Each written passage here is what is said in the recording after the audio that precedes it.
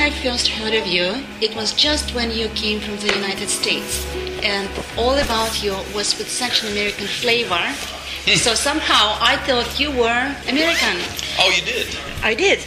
But okay. it turns out that you are actually truly an Aussie boy. Oh, very much so. Where did you grow up? Well, I was brought up in two places, really.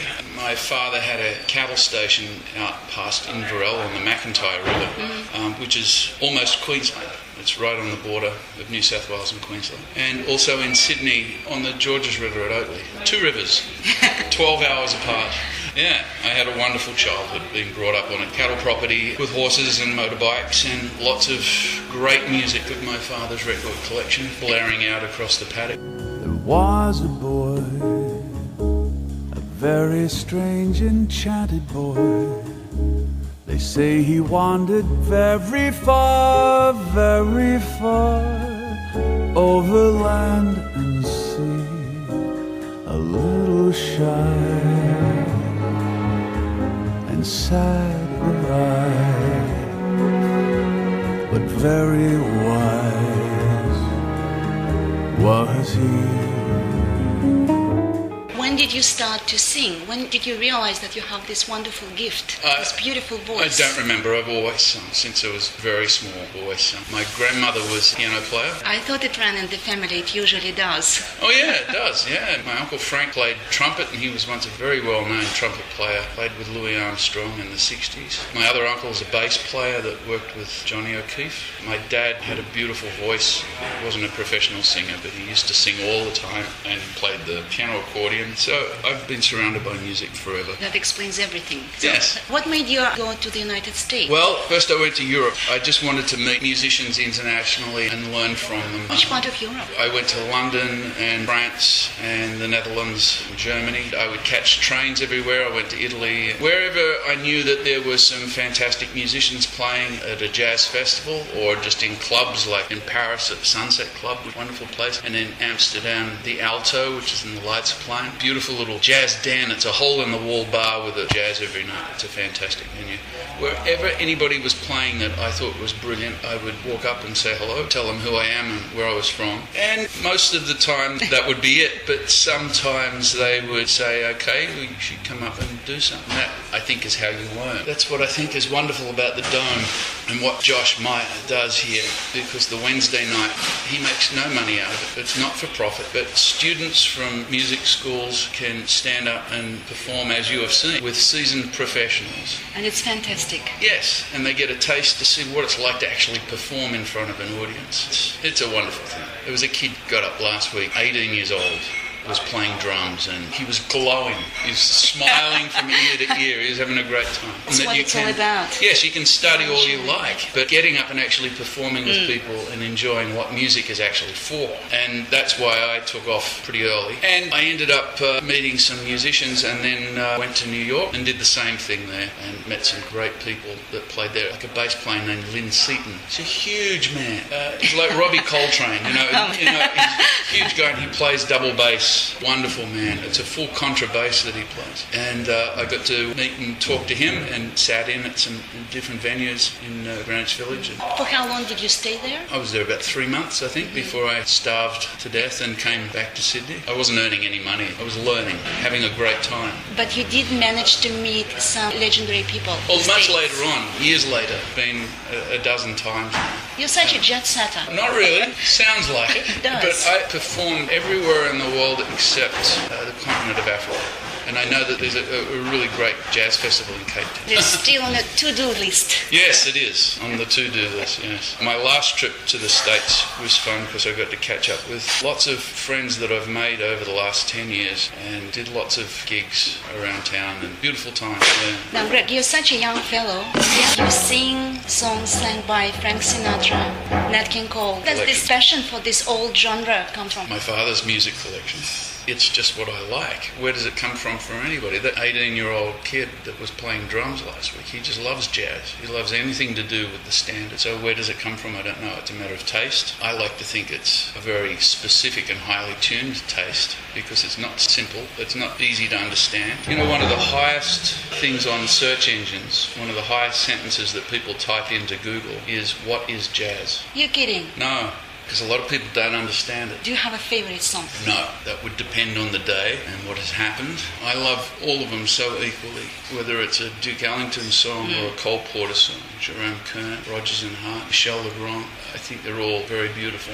My favourite style would be a classic ballad. I love that because with a ballad I feel that I'm able to really interpret the lyrics and the melody and show what I can really do as a singer and the emotion that I can put across through the words. You can do that with a ballad, and I think it's one of my best skills. I know that you just released a new CD. Congratulations on that. Thank you very much. What songs are on that CD? It's a collection of my favourite Nat King Cole songs. Not all of them, because that would take 4 albums, maybe 5.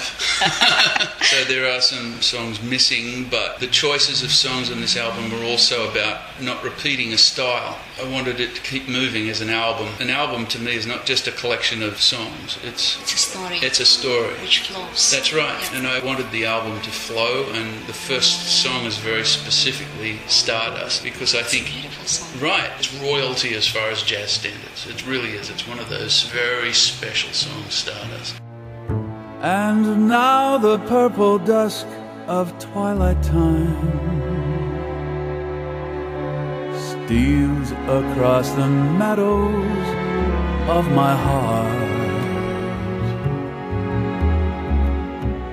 High up in the sky, the little stars climb,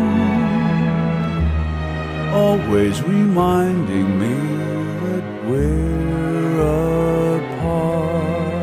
Hoagy Carmichael wrote it. So many people have recorded it, and everybody is able to do what I was talking about before, interpret it in their own special way. We start with that. So you start with Stardust. How does the story go on? You finish with? It finishes on a very up-tempo and fun interpretation of Straighten Up and Fly Right, which is the only song that Nat King Cole wrote. So it's a very optimistic journey. Yes, it goes through all of his famous tunes and some of the not so famous. It finishes with a happy end. But it finishes with a party, and I thought it was a really good way to end the album. A buzzard took a monkey for a ride in the air.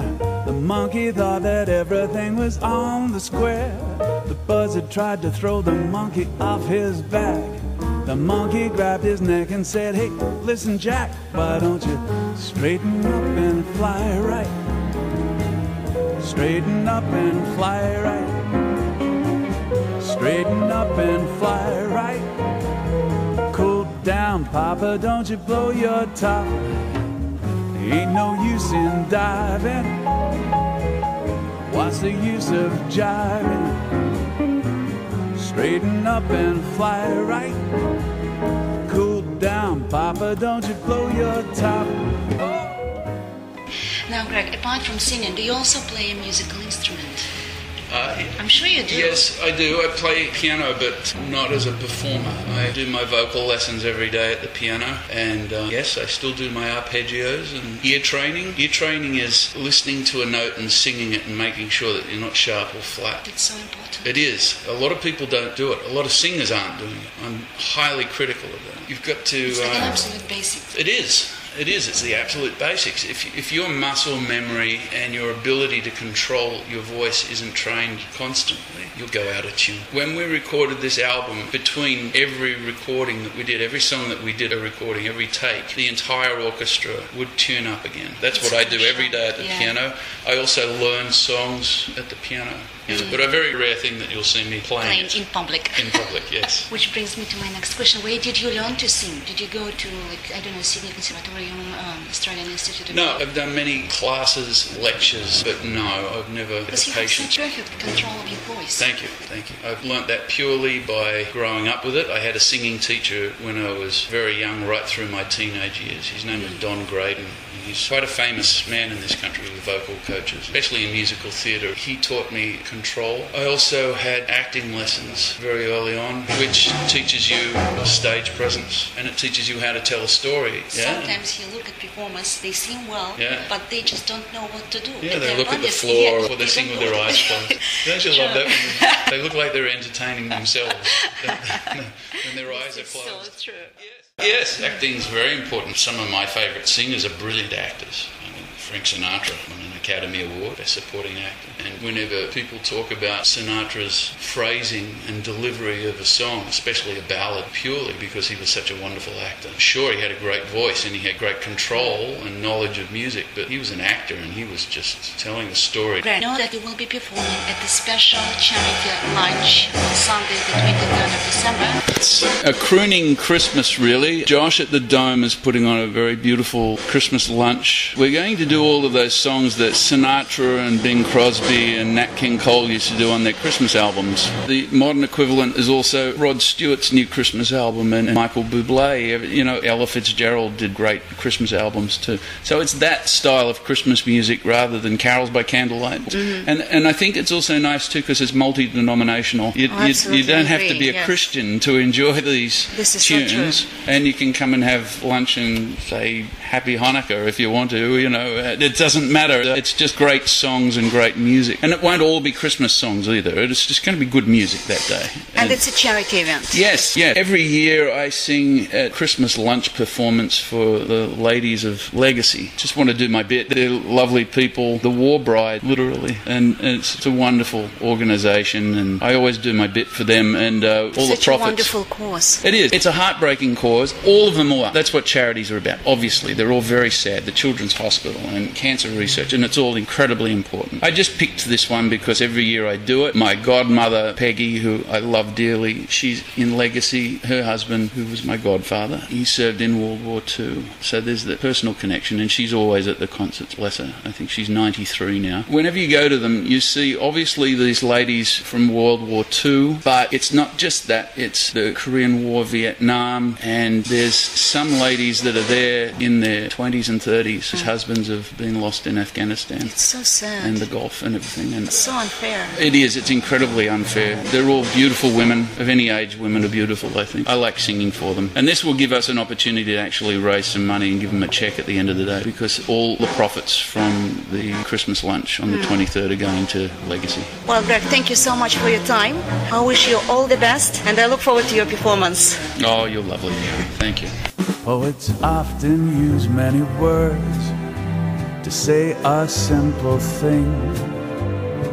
It takes thought, time, and rhyme to make a poem sing.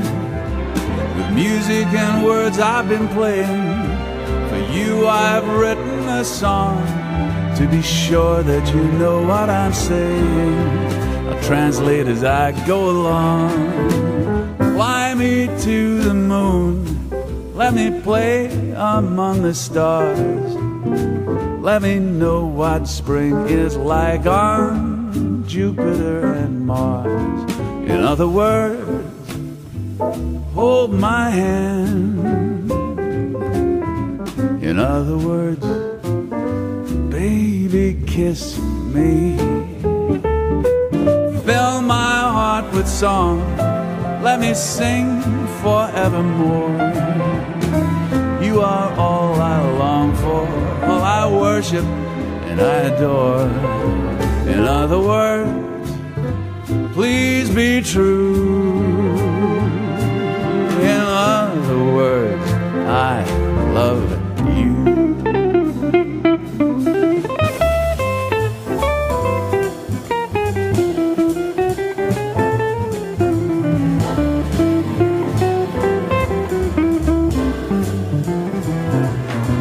Won't you fill my heart with song? Let me sing, swing forevermore. You are all I long for, all I worship and I adore. In other words, please be true. In other words, in other words, in other words, I love you.